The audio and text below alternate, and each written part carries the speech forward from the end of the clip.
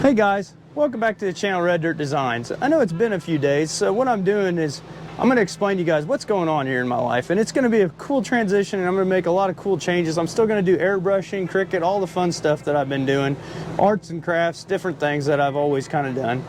But what's cool about this new chapter in my book, let's say, is I'm actually in an RV now. I don't have the big shop, the house, and all that, so I'm going to have to learn how to do stuff on the road, which might be kind of cool, might be kind of fun. It'll be a new learning experience, and I'll be able to show you guys how to do some things in a smaller environment.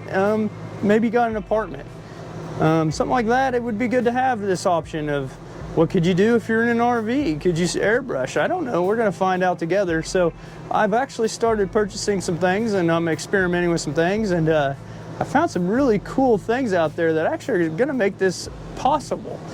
You could go to water-based paints, and then you can paint anywhere because then you don't have the fumes. If I need to go outside with the urethane paints, I got to make sure my air compressors are quiet, really quiet. And I actually found one that's amazing, and I love it. And I want to show you guys what I'm using for my air compressor right now, how I got it rigged up so I can still paint on the road while I travel. Someday I'm going to have another big shop. I'm planning on buying one. We just don't know where we're going to be yet. We're heading down to Texas. We're currently located in Kansas right now, and we're moving down there actually. We're in the process of finding me a job down there, and other than YouTube, I'll still be doing YouTube. But I just want to show you guys kind of what my setup is right now. I've upgraded microphones. I now have the Rode microphone, and I'm running my video through a GoPro, which is also smaller, but I still get my 4K. So I just wanted to kind of show you guys what's been going on. I'm going to show you my air compressor setup, and you could choose whether or not it's something that you would like to do for yourself. I can tell you right now, this setup I'm using here in the RV would be good for an apartment. If you don't have a large shop, maybe a smaller garage, this would work really good for you. I was in an apartment a lot in my younger years, so this would have been nice to know and have this information I've got. So I'm going to take you on out outside and to show you my new airbrush setup, and I love it so far. I can't wait to do some projects out there, and we'll walk you through the tutorials on how to do stuff with airbrushing just like before. It won't be any different, but now we'll be doing some outdoor stuff, some indoor stuff with water-based. So let me take you outside. I'm going to show you my setup.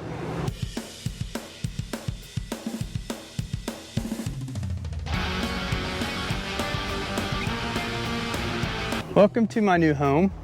This is a 97 Winnebago Brave. It's sitting on a Chevy chassis. It's got the 454 engine.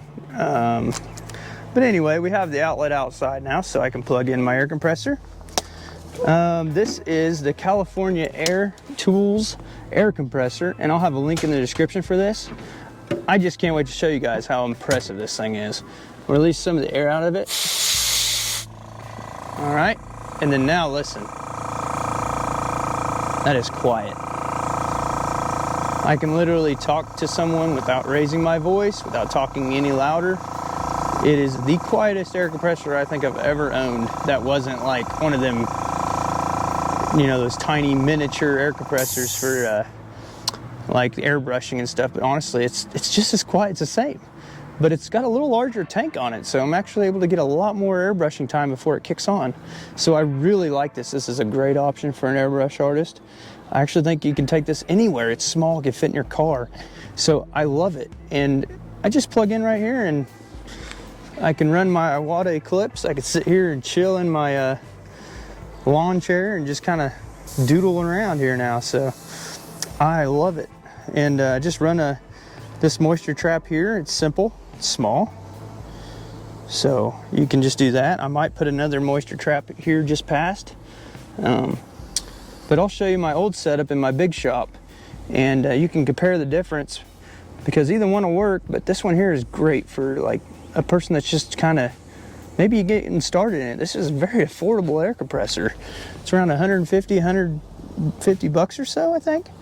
But it's always changing, you know, prices. So, but I'll have a link in it so you can check it out for yourself. All right, this is my large tank setup. We're running into a regulator and into a dryer system. And then my pipe goes all the way across, over, comes down. I have another dryer, another moisture trap, and another regulator that regulates it down to an airbrush pressure.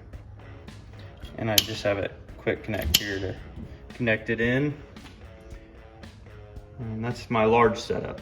So yeah, any one of those air compressors would work just fine. So if you have a large shop, go with that big air compressor and the big dryer. It works great, especially if you're painting like a full-size car. But if you're just airbrushing and you're just doing some artwork, heck, that small setup would do just fine.